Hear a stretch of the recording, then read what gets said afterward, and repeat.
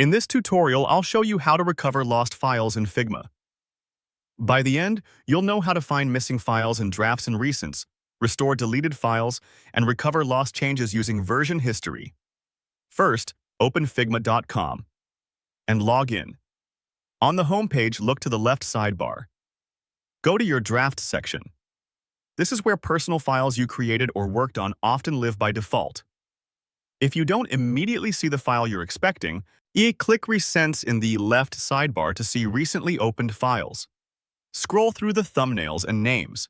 If your lost file appears here, click it to open and confirm it's the right one. If it's still not found in drafts or recents, continue to the next steps. Next, let's recover deleted files. Click your profile avatar, then choose Deleted Files.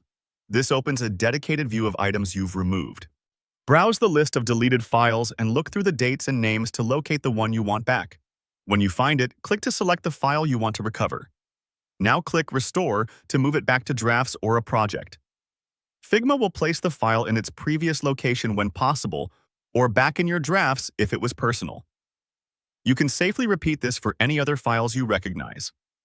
If the file isn't in deleted files, or you've opened a file that's missing content, use version history to pull back earlier changes. Now, check version history to recover lost edits inside a file. Open the file, especially if it's partially saved or missing content you expect to see. With the file open, go to Menu.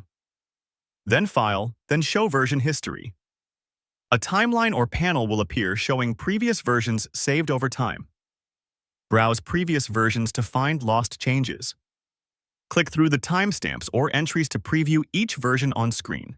And take a moment to review the artboards, pages, and layers in the preview so you can confirm the version that contains the content you need. Once you've identified the right point in time, click Restore this version to recover content. Figma will switch the file to that version so those frames, components, and edits are back in place. If the first version you try doesn't look right, you can return to version history and preview another entry before restoring again.